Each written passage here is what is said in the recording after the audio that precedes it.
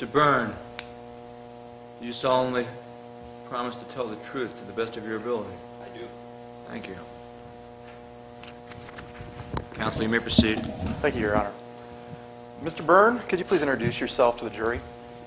My name is Donald Byrne. What do you do for a living, Mr. Byrne? I am the owner of Donald's Bar and Grill. What do you do there?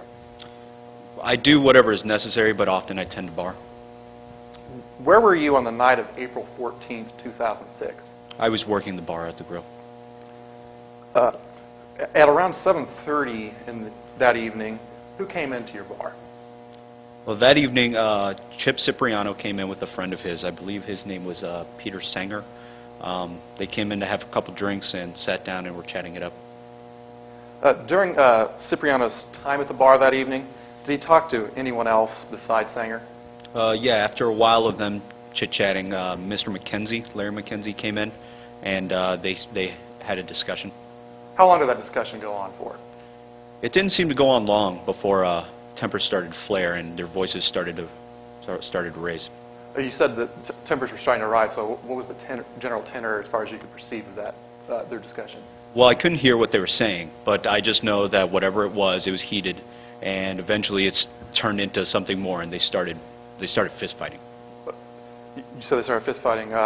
Was this just a normal? Are there a lot of fist fights at your bar? Doesn't happen as often as one would think. From time to time, little discussions will heat up, but it'd been a while since we'd had a fight there. Would you characterize this as a typical barroom fist fight? Well, initially, when they started pushing around, I yelled at them and I told them to stop, and usually that calms people down. But out of the corner of my eye, I saw Mr. Cipriano pick up a beer bottle, and I knew this was quickly turning into something a little bit more, so I stepped in. You mentioned a beer bottle. Could you describe what Mr. Cipriano was doing with this beer bottle? Well, he grabbed it as though from the neck, as though he was going to use it as, I don't know, to hit him or break it. Objection calls for speculation. He doesn't know what Mr. Cipriano was going to do with that beer bottle. He knows that he grabbed the beer bottle. Thank you, counsel. Please continue. But yeah, he grabbed it from the neck and was holding it as a person would if they were going to. Could you describe for the jury what that beer bottle that Mr. Cipriano was holding, as you just described, looked like? Sure. It's actually one of our more popular brands. It's a Boulevard bottle. That's a brown bottle, approximately that big, and it's an IPA. All right. Your Honor, may I show my opposing counsel what's marked as Defense Exhibit Number 1? Go ahead. Looks good. Let the record show that I did indeed show opposing counsel Defense Exhibit 1. May I now approach the stand with Defense Exhibit Number 1? That's fine. Thank you, Your Honor. Now take whatever time you need to look that over for a moment.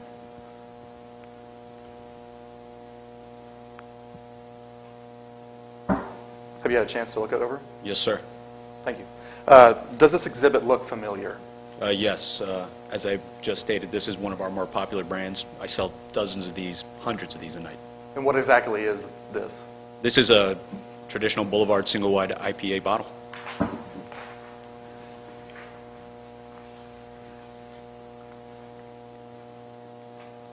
Does Defendant's Exhibit Number 1 fairly and accurately represent the beer bottle that Cipriano held in his hand that evening on April 14th of 2006?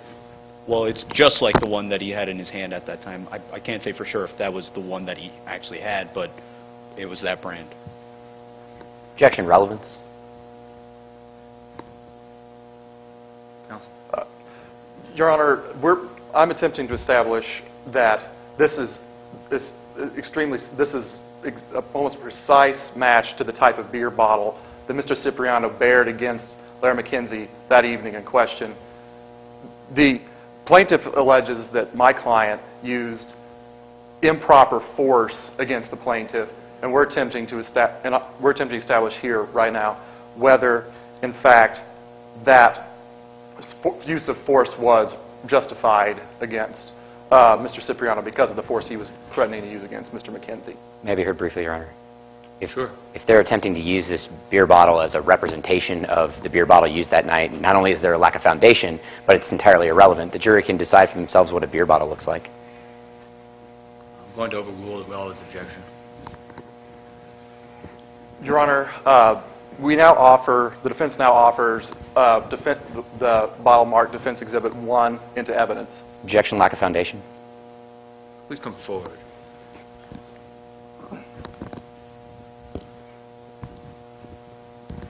Counsel, the witness has said that he sells hundreds of these. Remembers what it looked like. It's the same brand. What more do you need to authenticate a demonstrative exhibit? It's not the beer bottle. It's not necessary that this exhibit be shown to the jury for them to understand what a beer bottle would look like. It's common enough that any layperson could understand what a beer bottle looks like. They don't need a demonstrative to see that. So do you perhaps have some objection other than foundation? I think it's more prejudicial than probative as well. I think it's intended to confuse the jury, and I think that there's a substantial lack of foundation because this is not the beer bottle, so it cannot be authenticated as the beer bottle that Mr. Cipriano used that evening, drank from that evening, or Counsel, even held. are you claiming that this was the beer bottle? No, Your Honor, we're not.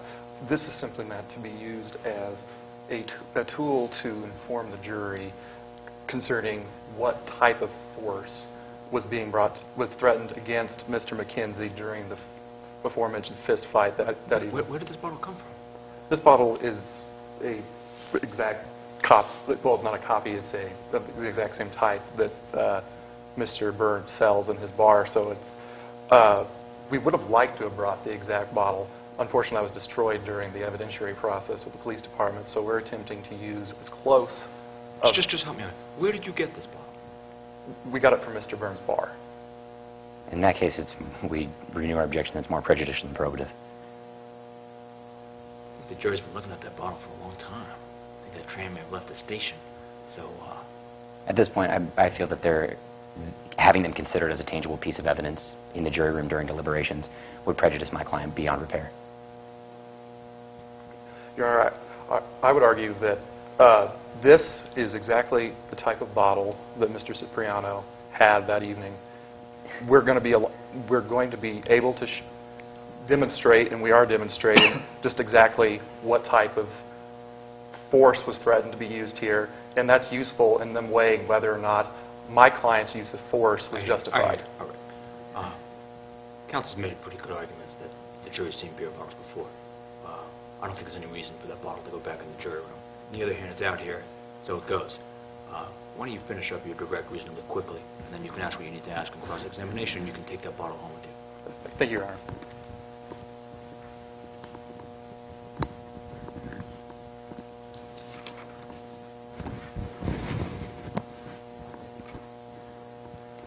You had testified earlier that Mr. Cipriano had been holding the beer bottle by the handle.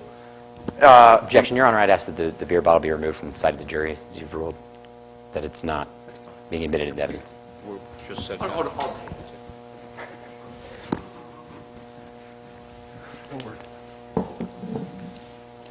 I'm sorry, Your Honor. Go ahead and ask what you need to ask. All right. Upon seeing Mr. Cipriano taking these actions toward Mr. McKenzie, how did you react? Well, I grabbed my sturdy bat from under the bar that I use to break up fights usually, and I approached Mr. Cipriano. I told him to stop, but that wasn't enough. And why did you react in this manner? Because when I saw that he had the bottle in his hand, I knew that he was just not going to stop. He was escalating this to something further, and he wasn't paying attention to me, to my request for him to stop anyway. So. And what were you afraid of? I was afraid he was going to either hurt Mr. McKenzie or, God forbid, hurt me or someone else in the bar. And finally, were any charges filed against you as a result of the events that occurred on that evening? No, there weren't. Thank you. No further questions, Your Honor. Brief cross, Your Honor. You testified that you were attending bar April 14th, 2006, correct? That's correct. And Mr. Cipriano was in the bar? That's right. Having a conversation with Larry McKenzie. Yes, as far as I know. And this conversation escalated quickly into an argument, correct? That's right. And you asked them to stop. That's right. They continued arguing? That's right. And You didn't ask them to leave the bar or take their argument outside, did you? No. Usually you can get people to calm down by asking them to calm down. When it escalated, you didn't throw them out of the bar, did you? No, once again, I just tried to get them to calm down. You never tried to get between the two men and separate them, push them apart? No, not at that point, no. Instead, you decided to spear Mr. Cipriano with the end of a baseball bat, correct? After I asked him to stop and he threatened Mr. McKenzie with And he a bottle. lost his balance, didn't he? Yes, Fell backwards, yes, hit his head, that's right. and was knocked unconscious. Yes, I No believe further so, yes. questions?